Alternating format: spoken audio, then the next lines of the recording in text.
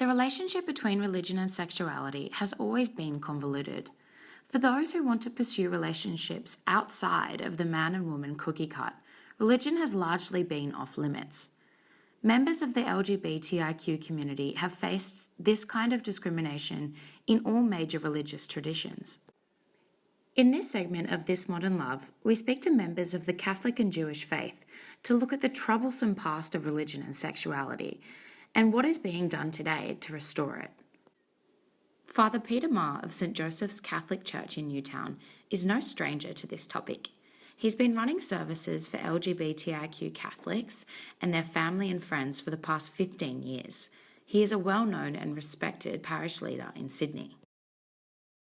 Part of the work here is to support LGBTIQ Catholics and their families and friends. But for some people in the Catholic Church who do identify as LGBTIQ, their local parish can be a little bit frightening because they've had bad experiences of the church in the past and they're not confident attending their own local, let's say local Catholic church. The Mass is an attempt to have a safe place for LGBTIQ Catholics with their families and friends when they wish, or if they wish, or anyone else who likes to come. It is a public Mass, everyone is welcome. And also well known for his advocacy in this area is Kim Gottlieb, who runs DIANU, an organisation which supports Jewish LGBTIQ people. I'm Kim Gottlieb, I'm Jewish.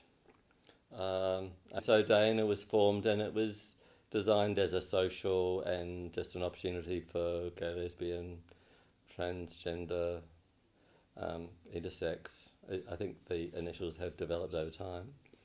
People to get together.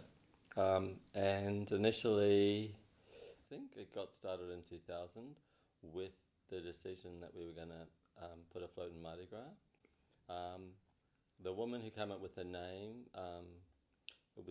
the name is referring to a song that we sing at the Passover. And so we had a float in Mardi Gras and that caused a big furore within the community.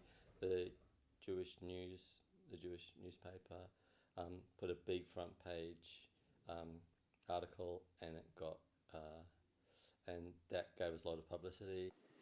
To understand where this history of discrimination comes from, we asked Father Marr and Kim a question. Whether the religious teachings did in fact encourage the discrimination of LGBTIQ people, or whether the religious teachings have been used by individuals to justify their own personal prejudice. in the Catholic Church we have had a understanding of natural law which has excluded people who don't fit into the dominant normative heterosexual model. There is also a history within the church of people who are basically just homophobic really, so who use some kind of scriptural texts perhaps to justify their position of vilifying gay and lesbian people in the church. The only text that we have is a line that says a man should not lie with a man as with a woman.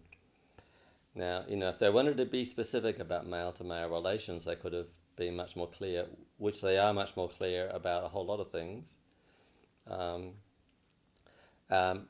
And so that is not clear and is open to a lot of interpretation. Despite the progress that has been made, both leaders point to some real challenges that lie ahead. One of the problems I think we are trying to work through is that many parishes are very accepting, or let's say they do not discriminate against LGBTIQ Catholics, but they don't make that explicit. They haven't sort of come out, to say, so to speak, to say it in a way that is helpful.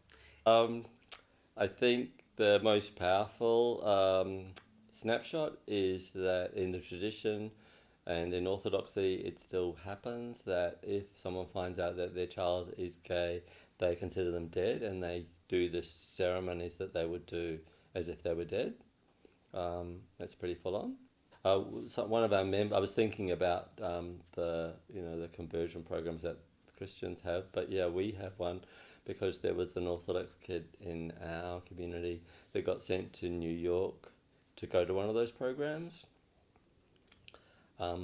and ironically, he found a partner there.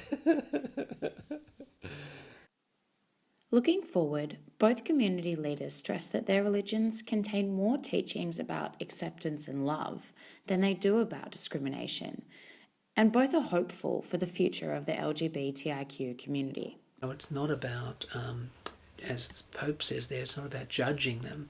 It's about saying, well, who are you and how can we help you? There's plenty of biblical quotes to say we should love everyone and that God loves everyone equally. I believe that the whole Torah is about learning to get along with one another and to acknowledge the divinity in each of us.